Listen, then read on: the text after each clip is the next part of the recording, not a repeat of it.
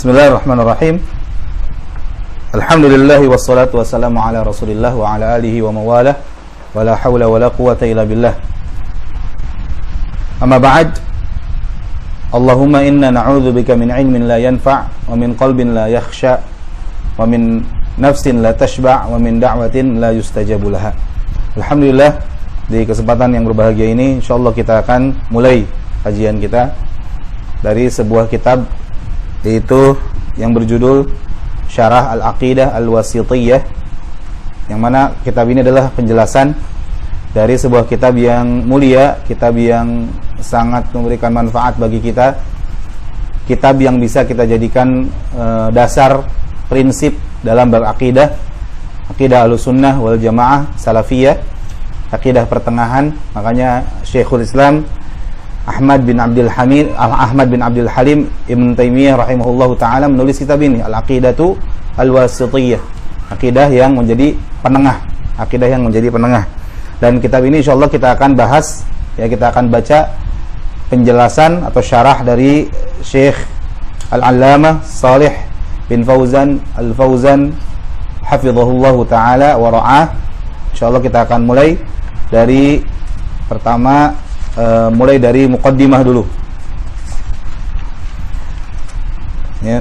Kita lewat muqaddimahnya pensyarah, karena di sini Syekh Shalih Syekh Shalih Al-Fauzan hafizahullah taala hanya memberikan muqaddimah sedikit.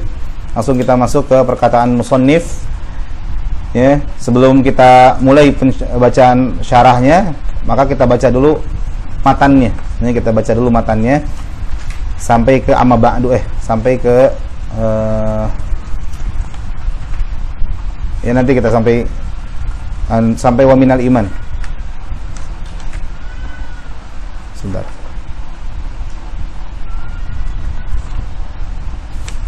Kita langsung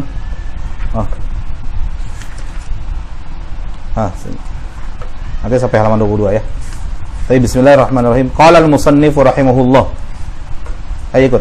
Qala al-musannif rahimahullah. Qala al-musannif rahimahullah. Bismillahirrahmanirrahim. Bismillahirrahmanirrahim. Alhamdulillahilladzi arsala rasulahu bil huda wa dinil haqqi liyudhhirahu 'ala ad-din kullihi wa kafa billahi shahida wa ashhadu an la ilaha illallah wahdahu la sharika lahu iqraran bihi wa tauhidan wa ashhadu anna muhammadan abduhu wa rasuluhu sallallahu alaihi wa ala alihi wa sahbihi wa sallama tasliman mazida. Amma ba'du. Fahadha i'tiqadul firqatin najiyati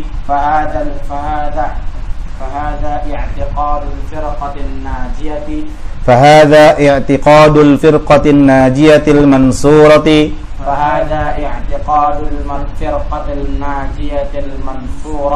إلى قيام الساعة أهل السنة والجماعة وهو الإيمان بالله وملائكته وكتبه ورسله والبعث بعد الموت والإيمان بالقدر خيره وشره ومن الإيمان بالله الإيمان بما وصف به نفسه في كتابه ووصف به رسوله محمد صلى الله عليه وسلم من غير تحريف ولا تعطيل wa min ghairi takyifin wala tamthilin. Nah, sampai situ dulu. Itu kaidahnya.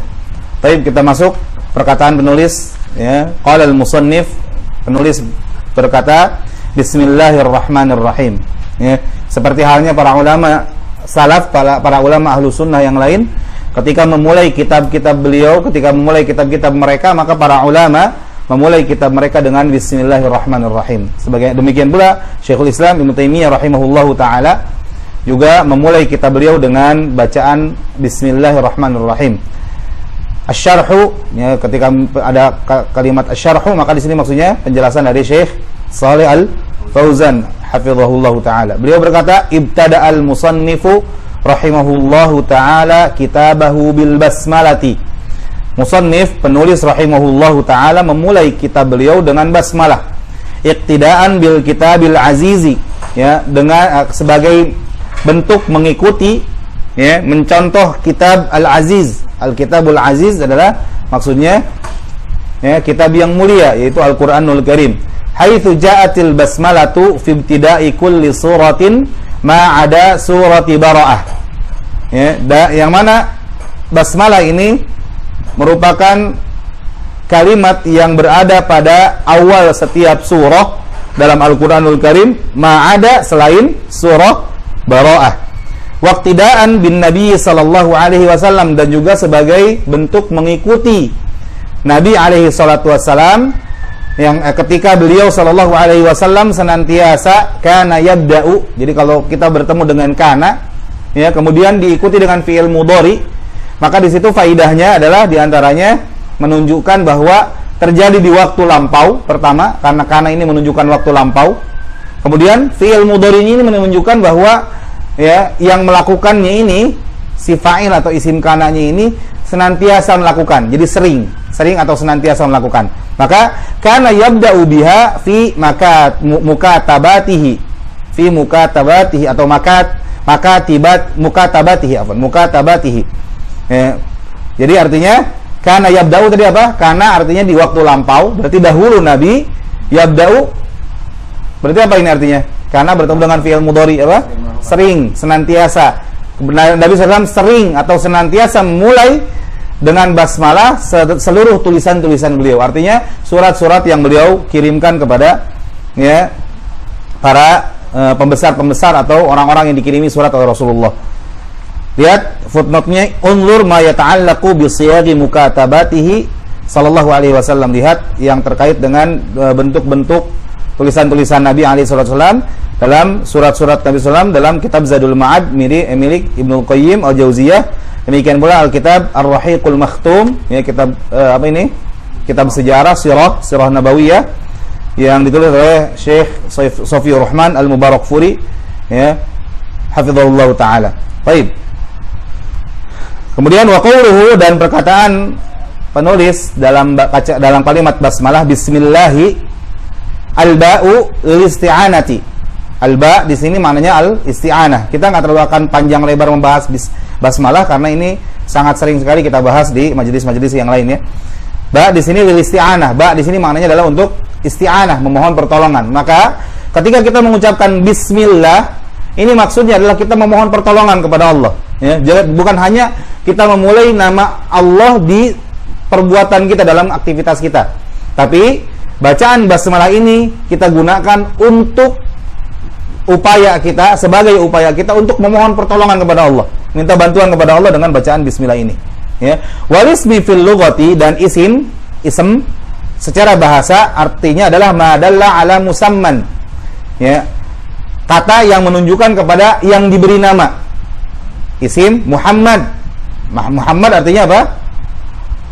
Kata yang menunjukkan bahwa ada seorang namanya Muhammad, gitu. Itu madalla ala musamman. Wa indan nahwiyin, adapun menurut para nahwiyin, kalau kita dikatakan lafaz nahwiyin artinya adalah ahli nahwu, ya. Ahli nahwu ini ada spidol, ya. Ahli nahwu ini bahasa Arab, apa namanya, bentuk jamaknya bisa nahwiyun dengan jamak mudzakkar salim, bisa juga an-nuhatu, ya. Nun, ha, alif dan ta marbutah. Nuhat. Jadi sama. Kalau dikatakan lafadznya nahwiyun atau nuhat, ini maknanya sama, artinya ulama nahwu. Kata para ulama nahwu, sebagian yang memberikan ta'rif atau penjelasan atau definisi ism adalah ma dalla ala ma'nan fi nafsihi, kata yang menunjukkan kepada makna pada dirinya, tidak bergantung dengan untuk memahami kata tersebut, gak bergantung dengan kata lain, gak butuh dengan kata lain, walam yaktarin bizamanin, ya, dan tidak terkait dengan waktu, ya. Ini sering kita bahas di kitab-kitab nahwu. Wal jar wal majruru muta'alliqun bi mahdhufin yanbaghi an yuqaddara mutaakhiran liyufidal hasra. Dan jar dan majrur ini adalah kalimat yang terkait dengan, ya, sesuatu yang mahdhuf, kata yang mahdhuf, kata yang tersembunyi atau kata yang dihapus, yang bagi ini seyogianya atau seharusnya ditentukan sebagai fiil yang mutaakhir, sebagai fiil yang di akhir. Sebentar, kita ambil spidol dulu.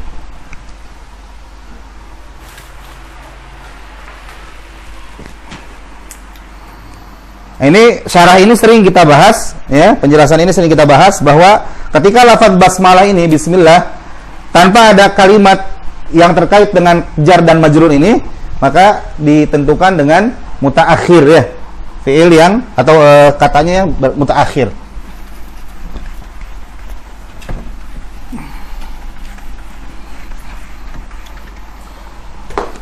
Baik, di sini bismillah, ya. Kemarin kita sudah bahas atau di majelis yang lain kita bahas kan terkait dengan penulisan lafaz bismillah, ya. Ketika tidak ada kalimat di sini atau tidak ada kata baik di awal maupun di akhir, tidak ada kata yang muta'alliqnya, ya, maka lafaznya adalah alifnya hilang. Jadi tulisannya bismillah tanpa alif. Ya. Ingat ya pembahasan shorof. Bismillahi tanpa alif. Ini artinya di sini tidak ada kalimat yang terkait, tidak ada kata yang terkait dengan jar dan majrur. Di sini adalah ba huruf jar, ismi majrur. Majrur oleh apa? Oleh huruf jar. Ya. Bi adalah huruf jar, kata yang memajrurkan. Ismi adalah isim yang datang setelah setelah huruf jar. Maka kata yang datang setelah huruf jar wajib untuk majrur, maka diharokati dengan kasroh. Nah, jar dan majrur ini harus ada namanya ta'alluq. Dia nggak bisa dia berdiri sendiri, ya. Dia nggak bisa berdiri sendiri, dia harus terkait. Dia harus terkait. Terkait dengan apa? Nah, nanti ditentukan, ya. Terkait dengan apa nanti ditentukan. Wajib terkait dengan sesuatu. Ya, dia nggak akan mungkin tahu-tahu ada jar dan majrur, nggak bisa. Dia harus ada sesuatu yang terkait dengannya. Nah, karena di sini tanpa ada alif, tidak ada alifnya, kan asal katanya ini ya, bismillah pakai alif.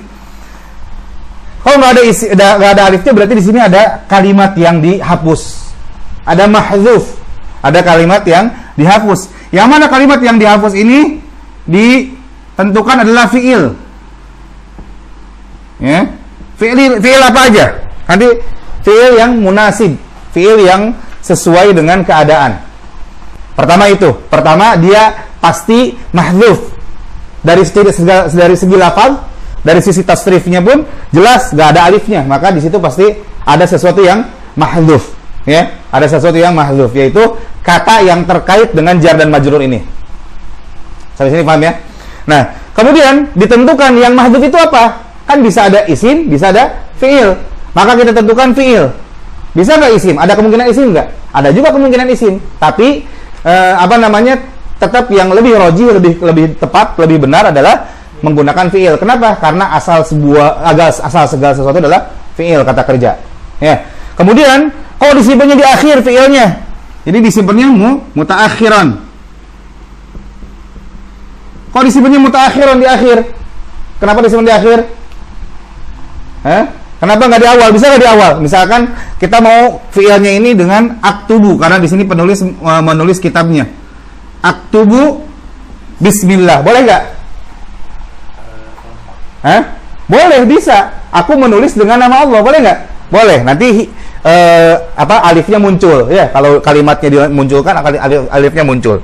Aktubu bismillah boleh nggak? Boleh, bisa. Bahkan hukum asalnya seperti ini. Ya, aktubu bismillah. Ya, karena kata jar dan majrur nggak bisa disebut di depan. Sebetulnya gitu. Hukum asalnya jar dan majrur nggak boleh di depan, dia pasti di belakang. Maka aktubu bismillah, karena di sini bismillah ini terkait dengan kalimat ini terkait dengan kata kerjanya itu kitabah, menulis. Ya, terkait dengan penulisan atau menulis, pekerjaan atau perbuatan menulis. Nah, kenapa kok disimpannya di akhir? Kenapa? Kata Syekh, lihat kata Syekh apa? Wa yanbaghi, sepatutnya, seyogianya, seharusnya an yuqaddara mutaakhiran, ditakdirkan, ditentukan di akhir. Kenapa kok mutaakhiran? Liyufida apa ini? Liyufidal hasr. Liyufidal hasr, untuk memberikan faidah pembatasan atau pengkhususan. Al-hasr. Ya, jadi harus ingat-ingat itu al-hasr.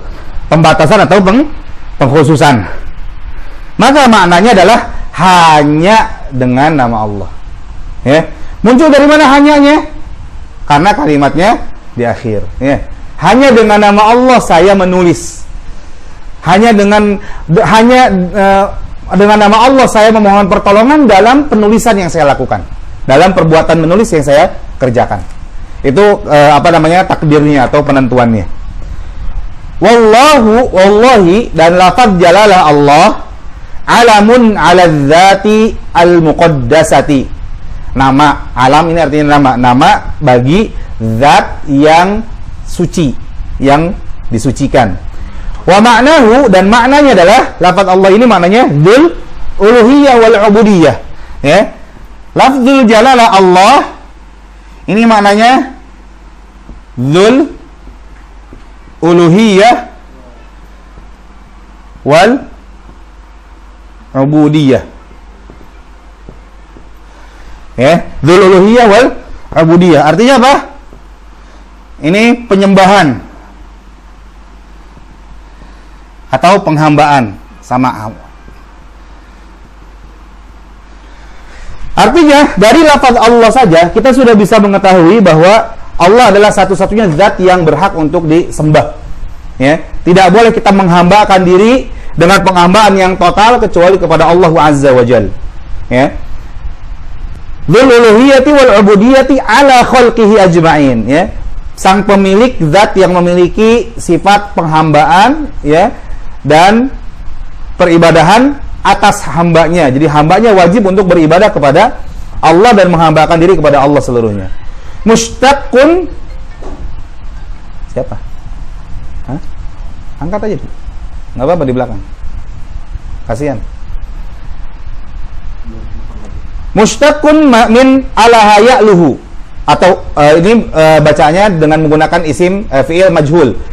Mushtaqun, pecahan. Jadi lafzul jalalah Allah ini pecahan dari lafaz uliha yu'lahu, ya. Uliha yu'lahu uluhatan. Maknanya adalah ubida yu'badu ibadatan, disembah, ya, diibadahi. Mushtaqun min uliha yu'lahu. Terus biasakan kalau kita asli itu coret-coretnya pakai pensil. Sayang sekali kalau pakai pulpen. Ya, itu salah satu triknya. Jadi nggak kotor. Terus nggak merusak ketika pena kita nempel atau nyoret ke tulisan Arabnya, nggak ketutupi sama pulpen. Itu triknya. Jadi pakai pensil. Minggu depan harus bawa pensil. Pensil mekanik enak. Ya. Harus punya. Baik. Itu salah satu cara buat nyatetnya.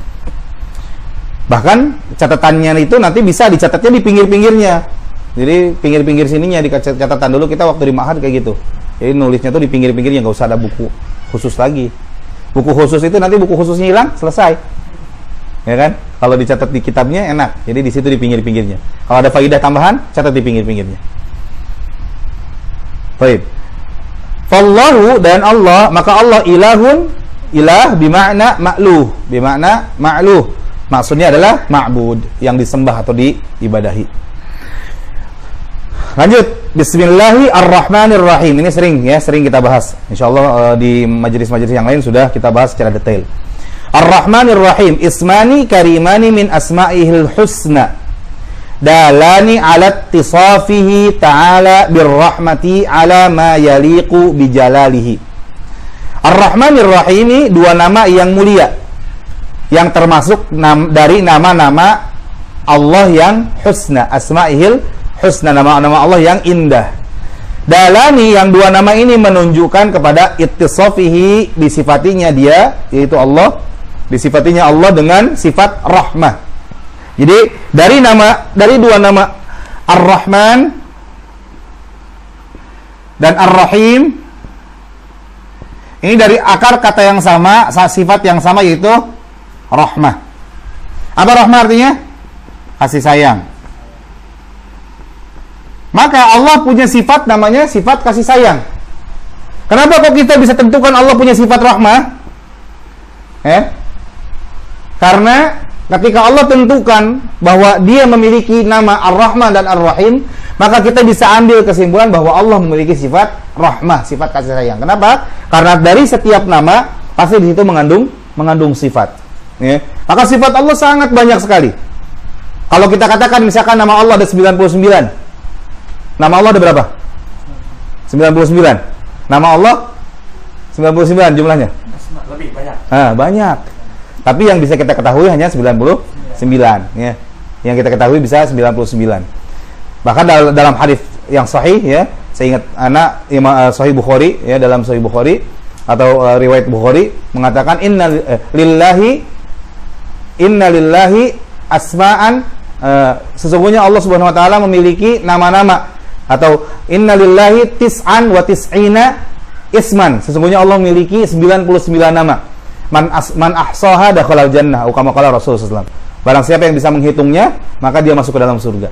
99 ini akhirnya dijadikan penetapan para ulama menggali dari Al-Qur'an dan hadis, mencari nama-nama Allah yang indah sehingga terkumpulah 99. Makanya sebagian ulama ada yang mendapatkan 99 dengan lafaz ini, 99 dengan kata ini. Mungkin ada perbedaan di beberapa nama. Kenapa? Karena masing-masing ulama mencari pada sesuai dengan keadaan keilmuan masing-masing.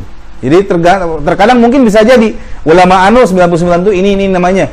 Ulama yang ini 99 itu ini namanya. Bisa jadi beda-beda. Karena sekali lagi nama Allah nggak terbatas cuma 99 lafaz saja. Nama Allah banyak. Ya. Seperti misalkan dalam hadis yang sahih, Nabi SAW memberikan contoh sebuah zikir, ya. Allahumma inna nas'aluka min ilmin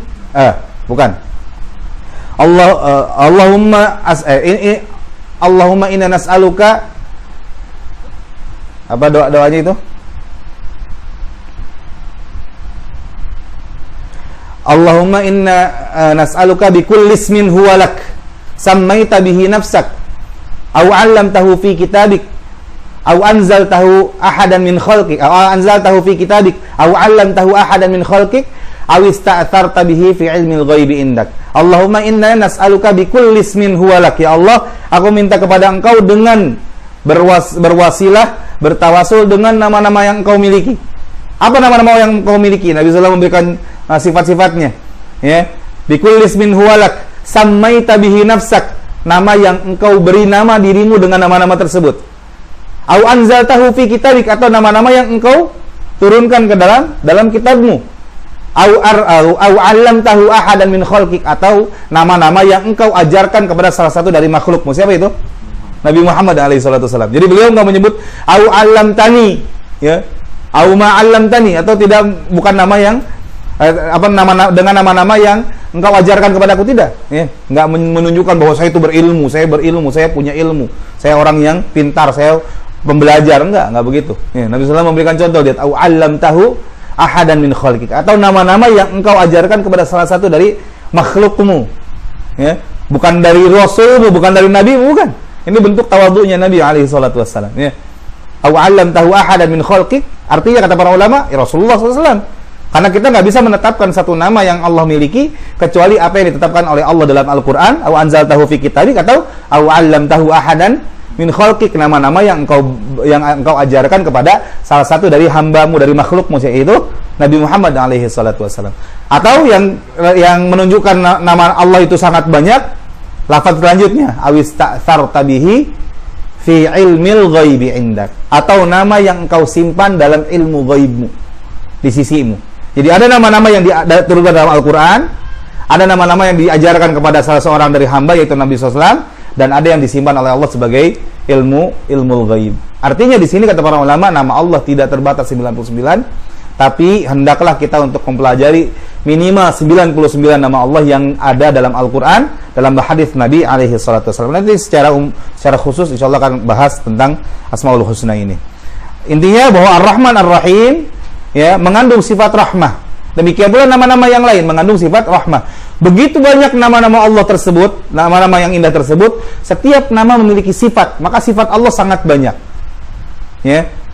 Maka sudah sepantasnya seorang hamba sangat mengetahui sifat dari Allah Subhanahu wa taala, sifat yang Allah miliki. Karena Allah sudah gambarkan dirinya, sudah sifati dirinya dengan sifat-sifat yang sangat luar biasa, sifat yang banyak. Dalam nama-namanya Allah memiliki sifat-sifat. Ya. Baik. Tapi jadi intinya kaidahnya nanti juga kita akan bahas. Kaidah Ahlussunnah adalah setiap nama Allah maka di situ mengandung sifat Allah. Ya, nggak seperti manusia. Misalkan ada namanya Soleh, ternyata orangnya toleh, ya kan? Ada orang soleh, baik, bagus, soleh, tapi namanya ternyata baragajul, ya, amburadul orangnya. Atau misalkan namanya Muhammad, yang terpuji. Jadi kata Hammada yuhammadu Muhammadan, ya, orang yang dipuji, orang yang terpuji. Tapi ternyata orangnya tercela, pikasebelun, orang yang nyebelin. Ya. Maka itu bisa jadi begitu. Itu nama orang nggak selalu sesuai dengan sifatnya, tapi nama Allah pasti sesuai dengan sifatnya, itu kaidah. Ya. Jadi sekali lagi, ketika kita mau menentukan sifat Allah, maka kita tentukan. Salah di antaranya adalah kita ambil dari nama-nama Allah. Dari nama Ar-Rahman Ar-Rahim berarti kita bisa ambil sifat rahmah. Maka Allah Maha Rahmah, Allah Maha Pengasih, Allah Maha Penyayang. Kenapa kita katakan seperti ini? Karena ada sebagian orang yang tidak mau menetapkan Allah punya sifat rahmah. Ya. Kalau dikatakan Allah punya sifat kasih sayang, berarti Allah sama dengan makhluk. Nah, nanti kita akan bahas gimana sih membahas tentang seperti itu, bagaimana kita kaidah para ulama terkait dengan asma wa sifat ini. Karena akidah wasithiyah ini adalah kitab yang membahas khusus dalam kaidah akidah terkait dengan asma wa sifat, terkait dengan sifat bahkan ya. Nanti kita akan bahas sifat-sifatnya. Bagaimana kita memahami dalilnya, bagaimana kita memahami sifat-sifat Allah Subhanahu wa taala ini sesuai dengan pemahamannya para ulama Ahlussunnah wal Jamaah, ulama salafiyin ya. Baik. Nah, lihat makanya kata Syekh Shalih Fauzan, dua nama yang dengan dua nama ini Allah disifati dengan sifat rahmah, sifat kasih sayang, ala ma yaliqu bi jalalihi. Nah, ini juga kalimat yang harus kita ingat. Ya, sifat rahmah, sifat kasih sayang yang kasih sayangnya tersebut ya sesuai atau layak sesuai dengan kemuliaan Allah, dengan keagungan Allah. Sifat yang Allah miliki adalah sifat yang sesuai dengan kemuliaan dan keagungan Allah. Itu yang harus jadi yang harus kita ingat sebagai kaidahnya. Ar-Rahmanu, adapun perbedaan antara dua nama ini, kan tadi dua nama ini mengandung satu sifat yang sama, yaitu rahmah atau rahmat. Ya, apa bedanya? Yang pertama, Ar-Rahman dzur-rahmatil 'amati li jami'il makhluqati, kata Syekh Fauzan. Ya, Ar-Rahman adalah zat yang maha rahmah, zat yang memiliki sifat rahmah, kasih sayang yang umum. Kasih sayang yang umum yang Allah sifati, atau yang kasih sayang yang Allah berikan, yang Allah curahkan kepada semua makhluk. Nah, ini yang harus kita ingat. Kata kunci kasih sayang yang Allah miliki dari sifat Ar-Rahman, dari nama Ar-Rahman adalah kasih sayang apa? Kasih sayang yang umum yang Allah berikan kepada makhluknya.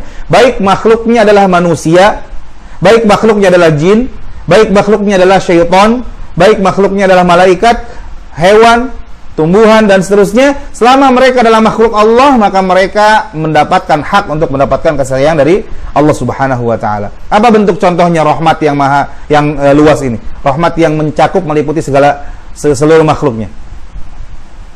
Bentuk rahmatnya apa? Rizki. Ya, rizki itu bentuk rahmat Allah Subhanahu wa taala. Selama dia adalah makhluk yang yang terdaftar sebagai makhluk Allah, ciptaan Allah, maka dia berhak untuk mendapatkan rezeki dari Allah. Nggak akan mungkin Allah biarkan sehari pun, sedetik pun dia tidak mendapatkan rezeki dari Allah Subhanahu wa taala.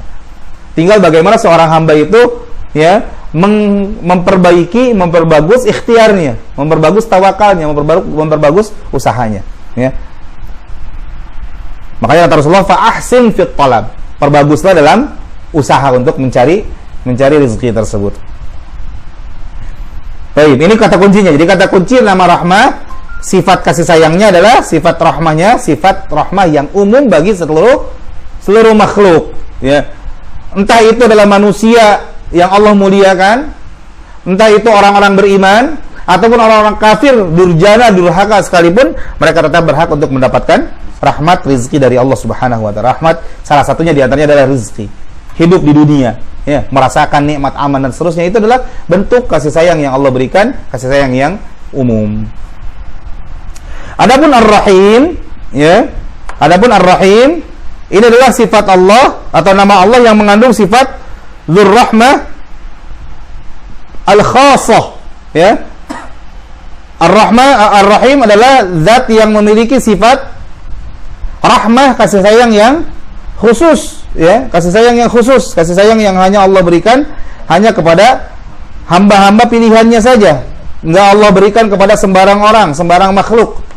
Allah berikan kasih sayang yang khusus ini nih hanya kepada hamba-hamba yang Allah cintai saja, yang Allah ridhoi saja. Ya. Di antaranya apa? Contohnya nikmat iman, ya, nikmat Islam. Betapa banyak, apalagi di akhir zaman sekarang, betapa banyak orang yang ya tidak mendapatkan nikmat tersebut.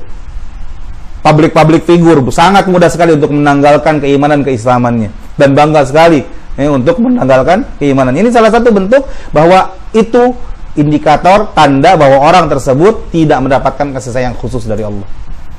Ketika kita bangun dari tidur kita, Allah mudahkan kita untuk sholat berjamaah di masjid, sholat subuh misalkan, itu adalah bentuk bimbingan kasih sayang yang Allah berikan. Dimana nggak semua orang dapat itu, nggak semua orang dapat kesempatan itu, nggak semua orang dapat kebaikan itu, nggak semua orang dapat kasih sayang tersebut, karunia besar, ya. Katakan Nabi SAW, ya, raq'ataini qabla al-fajri khairun minad dunya wa ma fiha, ya. Raq'atani qabla al-fajri khairun minad dunya wa ma fiha. 2 rakaat sebelum salat fajar, 2 rakaat salat sunnah sebelum salat fajar itu lebih baik daripada dunia dan seisinya. Maka kita minta sama Allah Subhanahu wa taala untuk senantiasa memberikan nikmat yang khusus tersebut. Makanya kata Syekh, Dzur-Rahmah Al-Khassah, zat yang memiliki kasih sayang yang khusus yang Allah berikan hanya kepada hamba-hamba yang beriman saja, ya. Sebagaimana firman Allah Subhanahu wa taala dalam surah Al-Ahzab ayat yang ke-43. Allah berfirman, "Huwallazi yusalli 'alaikum wa malaikatuhu liyukhrijakum minadh-dhulumati ilan nur wa kana bil mu'minina rahima." Dialah zat yang memberi rahmat kepadamu. Yusalli di sini bukan Allah salat kepada kalian, bukan. Yusalli 'alaikum ini maksudnya apa? Bersalawat kepada kalian. Ya. Bersalawat kepada kalian maksudnya apa? Memberikan kasih sayang, memberikan nikmat, memberikan karunia. Maka ketika seorang mendapatkan salawat dari Allah, ini menunjukkan bahwa orang tersebut mendapatkan karunia besar dari Allah Subhanahu wa taala. Ya. Sekali lagi, huwallazi yusalli 'alaikum, dan dia adalah zat yang bersalawat kepada kalian. Artinya dari apa? Memberikan rahmat. Ya. Karena salawatnya Allah kepada hamba adalah memberikan rahmat, memberikan kasih sayang yang khusus kepada hamba tersebut. Wa malaikatuhu, dan malaikat juga bersalawat kepada kalian. Artinya seperti itu. Ya. Salawatnya para malaikat apa? Pujian. Pujian dan permohonan ampunan. Nah, ini juga perlu. Ya. Salawatullah alal ibad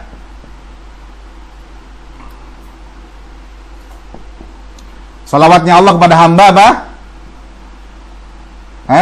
Rahmah, ya, kasih sayang. Terus salawatu Salawatul malaikah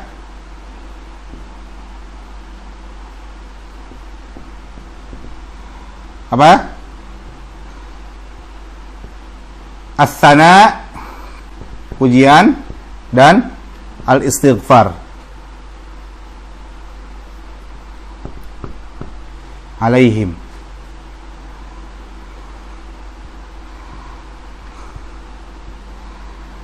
Ya.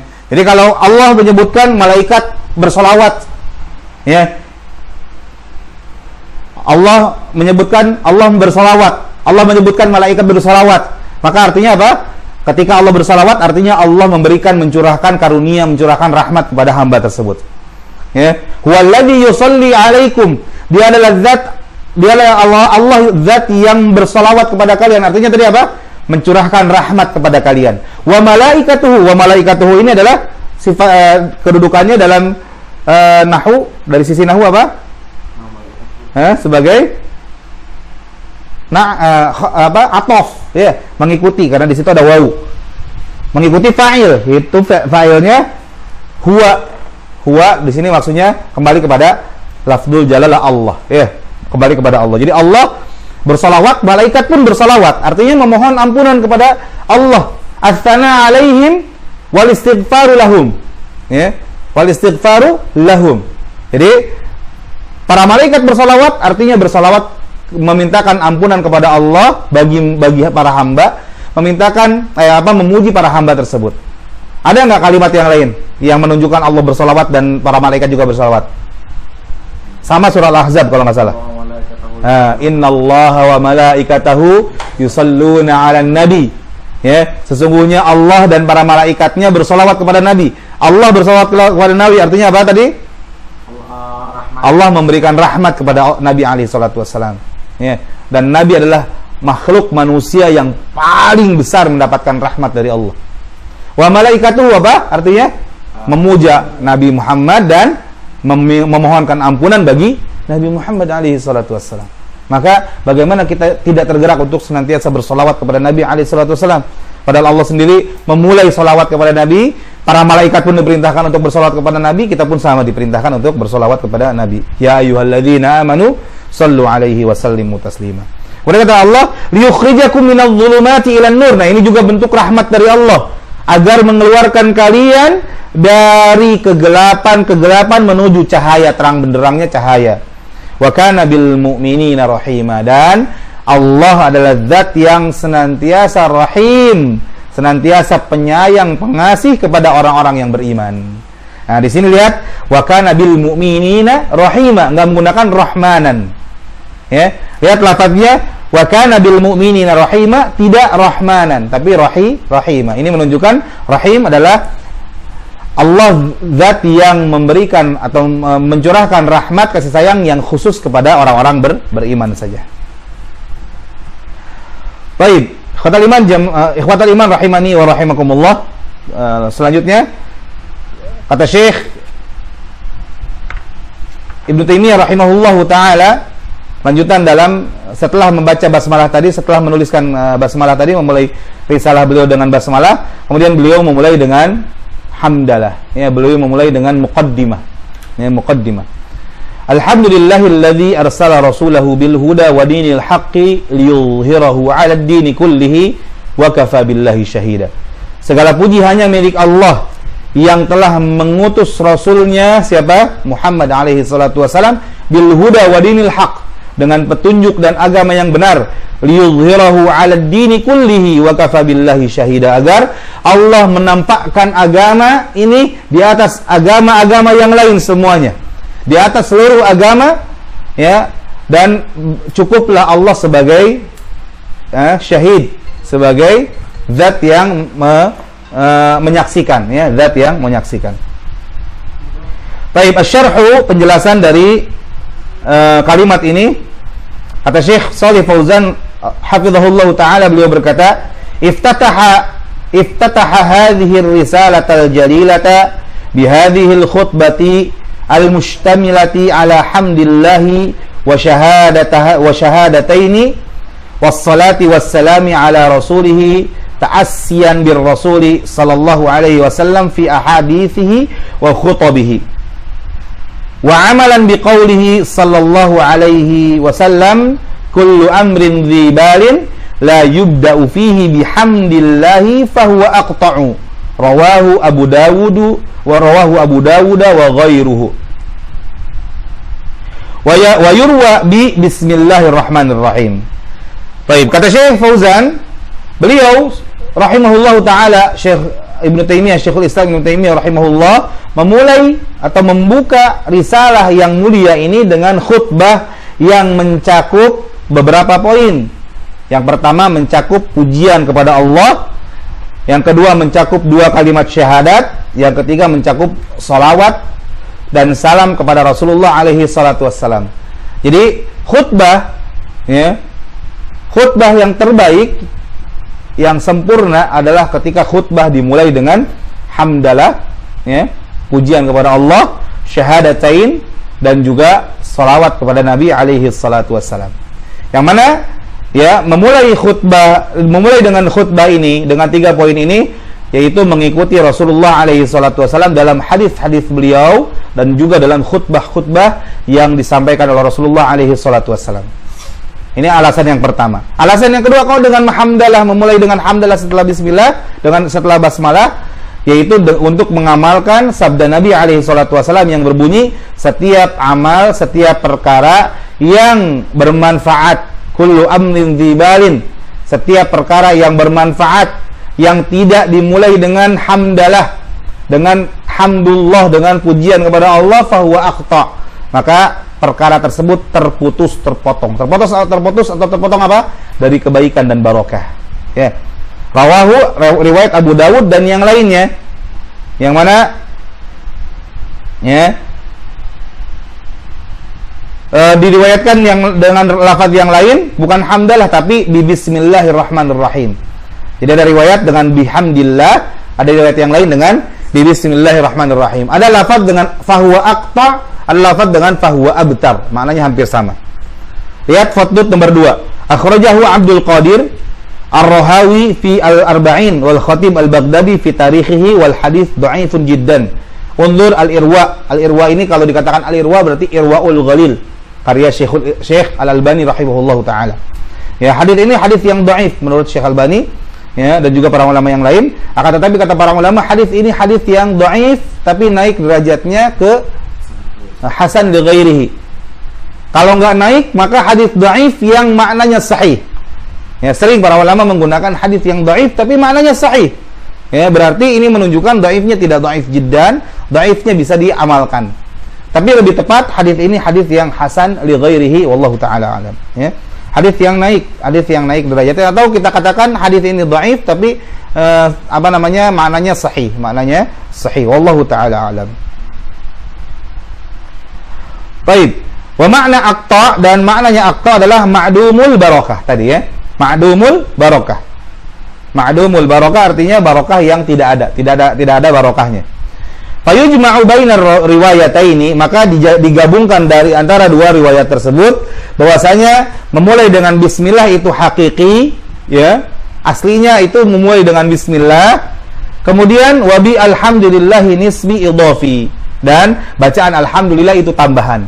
Maka kalau kita, ya, ala kulli hal, atau kesimpulannya, ketika kita mau mulai tulisan, biasakan mulai dengan bismillah.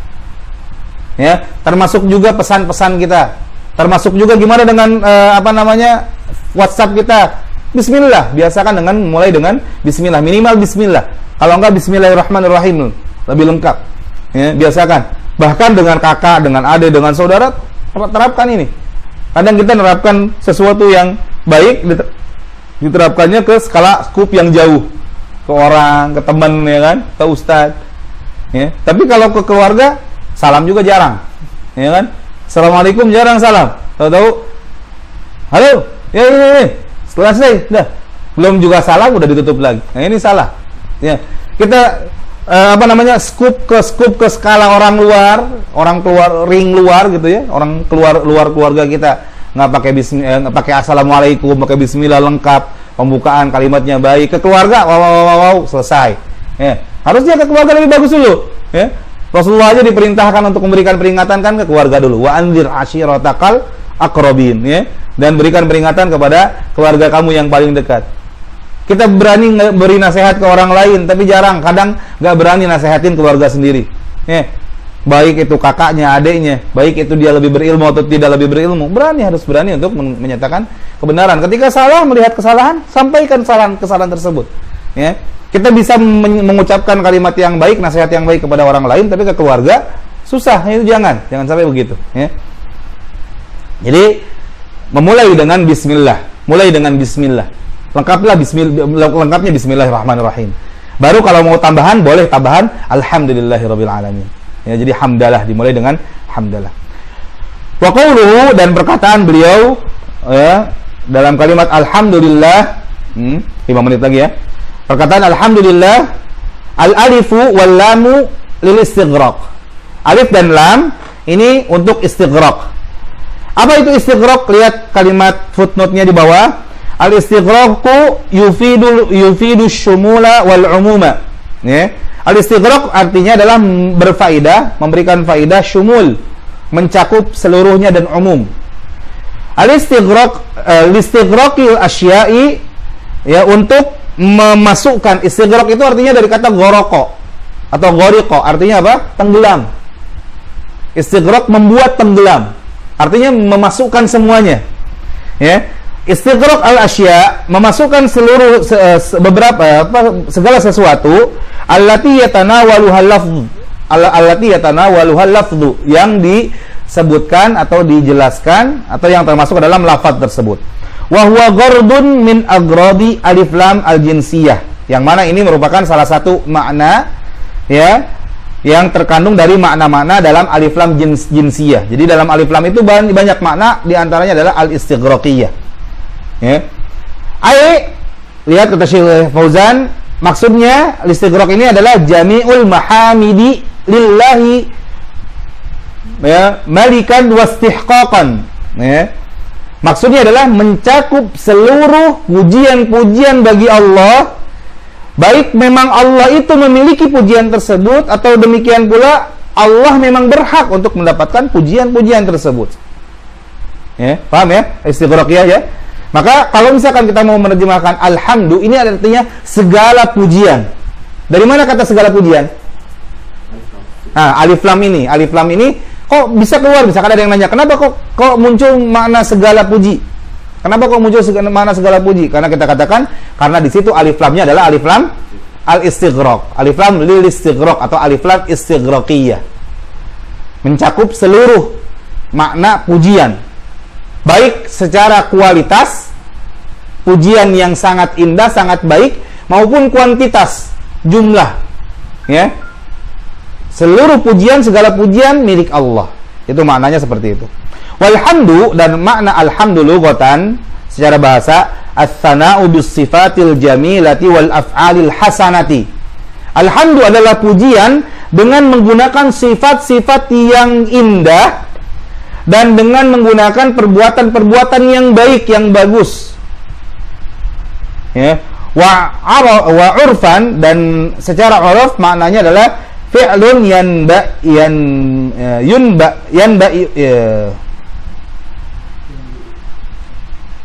yanbi'u an ta'dhimil mun'am bisababi kaunihi mun'iman wa huwa diddidz dzam.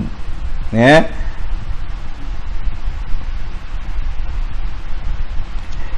Secara uruf, secara kebiasaan, makna alhamdu, pujian, adalah kata kerja yang digunakan untuk mengagungkan al-mun'im, ya, mengagungkan al-mun'im. Apa al-mun'im artinya? Yang memberikan nikmat. Kenapa Allah dipuji? Yang paling utama karena Allah memberikan nikmat kepada kita. Makanya kita puji Allah Subhanahu wa taala. Ya. Atau secara umum, kenapa kok seseorang itu dipuji? Karena orang tersebut memberikan sesuatu kepada kita. Maka kita puji orang tersebut karena dia memberikan sesuatu. Ya, bisababi kaunihi mun'iman, karena dia memberikan nikmat, memberikan pemberian. Wa huwa diddudz dzam. Alhamdulillah, lawan dari az-dzam. Didd itu artinya antonim, ya, lawan kata. Alhamdu lawan dari azam. Azam artinya mencela. Ya, alhamdu memuji, al-azammu mencela.